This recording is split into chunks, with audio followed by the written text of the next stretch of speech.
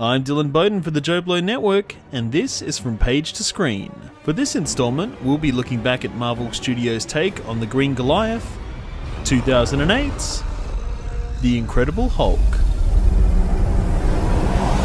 Co-created in 1962 by writer Stan Lee and artist Jack Kirby, Hulk first appeared in The Incredible Hulk Issue 1. Portrayed as a meek and unassuming scientist, Dr. Bruce Banner is testing his latest invention, the Gamma Bomb, for the US military. But as the countdown begins, Banner notices a teenager driving out onto the testing range. Racing out just in time, he manages to push the teenager down safely into a bunker, but gets blasted by the impact of the explosion and bombarded with gamma rays. Taken back to a medical base, he begins feeling ill and as the sun goes down transforms into a hulking monster with superhuman strength and invulnerability. Going on a rampage, the US government hound him, and the teenager he saved, Rick Jones, is the only one who knows his secrets. Feeling responsible, he aids Banner in eluding the army, led by General Thunderbolt Ross and his unrelenting pursuit of the Hulk.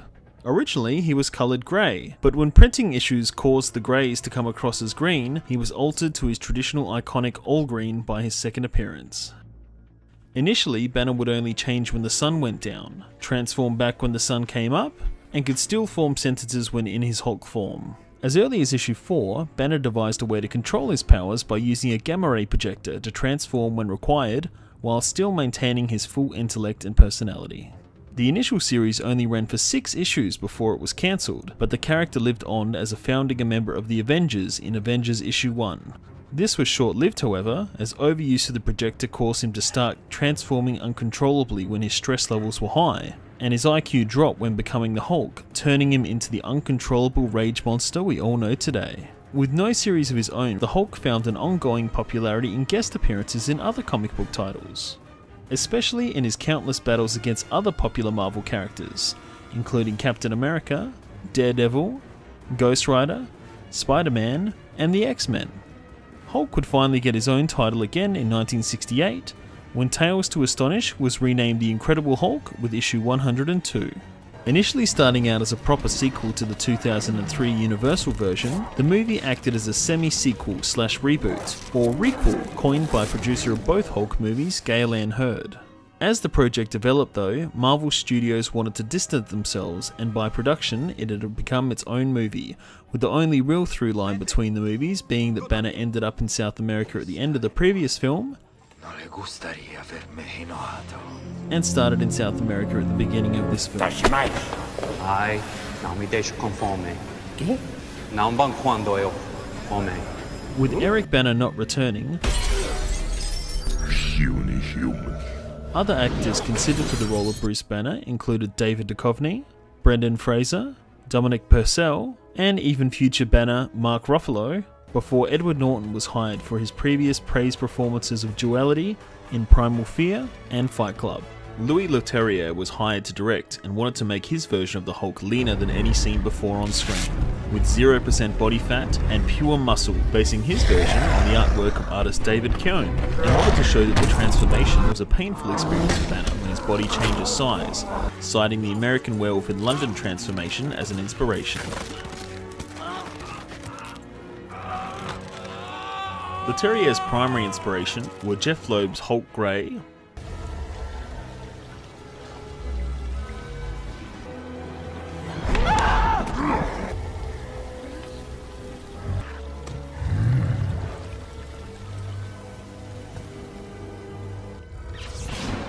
while lifting elements from the comics, the movie takes more cues from the 1978 television series, which for its time was a massive hit and still endures to this day.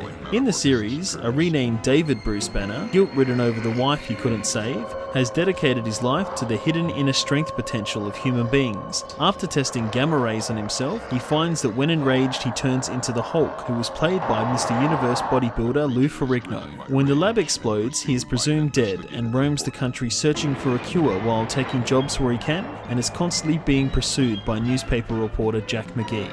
Mr. McGee, don't make me angry. You wouldn't like me when I'm angry. Several nods to the TV series, the comics, and the future of the Marvel Cinematic Universe are scattered throughout, as well as setups for potential Hulk sequels that have still never eventuated. What if I told you we were putting a team together? Who's we? The opening credits are almost a shot-for-shot recreation of the TV show's intro. Though he passed away in 1992, original Banner actor Bill Bixby appears on a TV screen. Lou Ferrigno makes a cameo as a security guard. You are the man. God bless you, brother. And also voices the Hulk, as he has done in the animated series and both Avengers movies. Puny God. Stan Lee makes a cameo, accidentally drinking from a bottle of contaminated soda containing the Hulk's blood. And that same brand of soda can be also seen advertised in Ant-Man. The iconic Lonely Man theme, used at the end of every episode of the TV series, when Banner slowly walks from town to town, is used in the movie and has been parodied multiple times in pop culture. Oh, play that sad walking away song from The Incredible Hulk. Hey, everyone, look at me. Look at me. Two bystanders interviewed about the university attack are Jack McGee and Jim Wilson. McGee was the name of the reporter in the television series, and Wilson was an orphan the Hulk befriended in the comics. The news report itself also appears in Iron Man 2 as part of Tony Stark's Avengers debriefing. The SHIELD logo also appears in a database tracking Mr. Blue's interactions with Banner.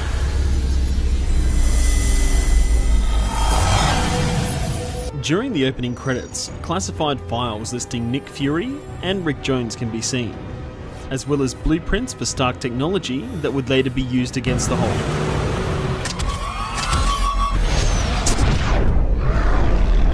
Tim Blake Nelson appears as Samuel Stearns, liaising as the mysterious Mr. Blue to help Banner find a cure.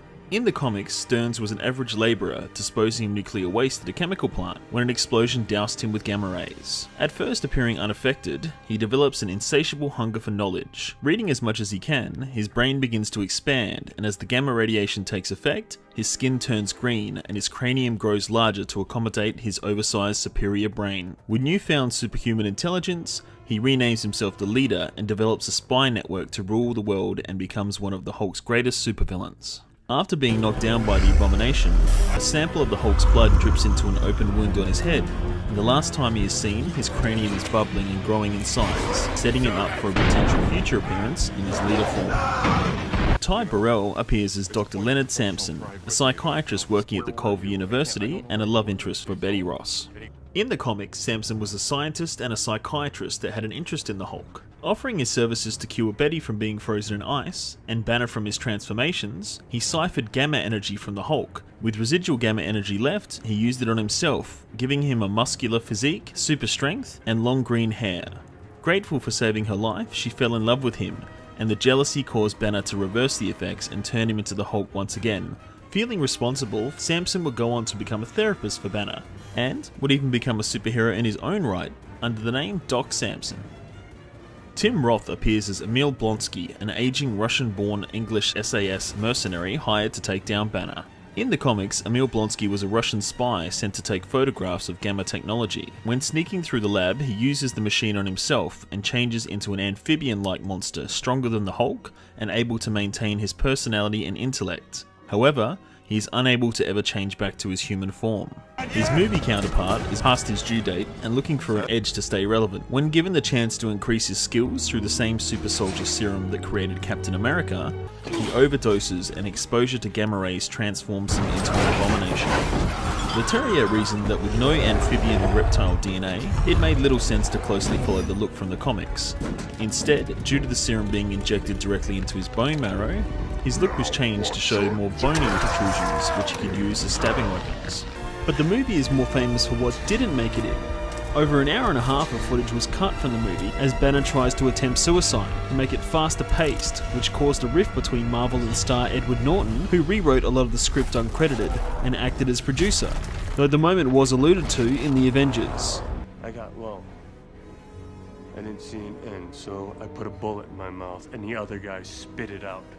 And most famously, including the first Marvel Cinematic Universe appearance of Captain America frozen in ice.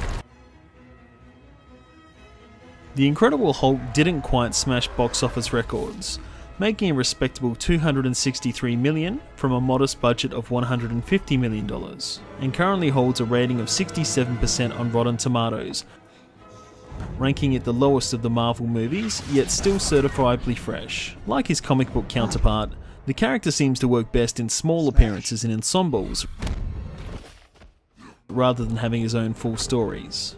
Though his movies may not endure, the character does, and currently with no solo movie in sight, he is set to return in Avengers Infinity War to no doubt smash once again. Was there anything we missed, or any characters you'd like to learn more about? Leave your comments below. This has been Dylan Bowden for JoBlo.com, and we'll see you next time.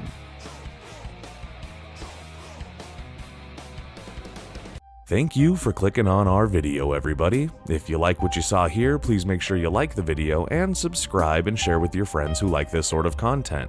JoBlo remains an independent company, and we appreciate all of your support.